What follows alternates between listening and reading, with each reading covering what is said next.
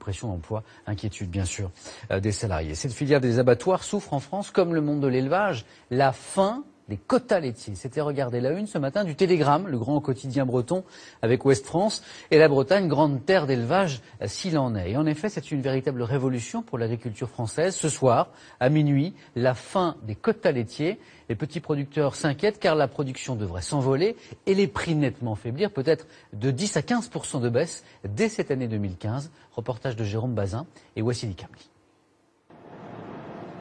Plusieurs fois par semaine, ce jeune producteur de lait sillonne les routes des monts du Lyonnais. Chauffeur-livreur, c'est désormais l'une des facettes de son métier. Aujourd'hui, c'est une petite livraison de yaourt pour une crèche dans une commune voisine.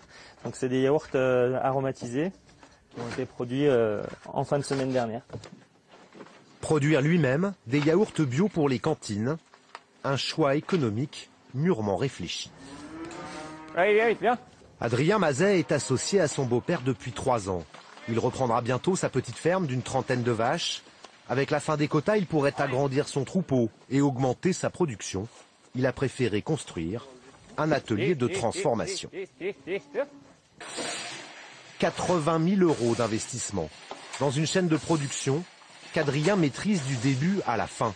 À la clé, un produit vendu beaucoup plus cher que le lait et un revenu rassurant. La fin des quotas, ça va certainement amener une beaucoup plus grande volatilité des prix. Donc des prix qui par moment seront un peu plus hauts et par moment beaucoup plus bas.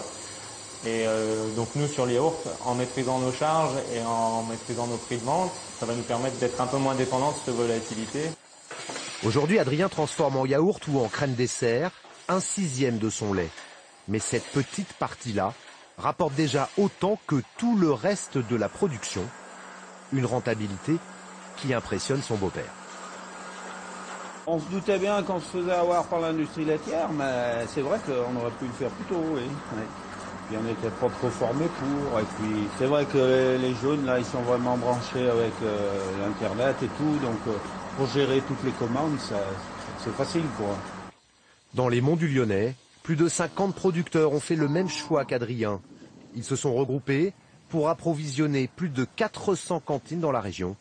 De quoi envisager l'avenir sereinement.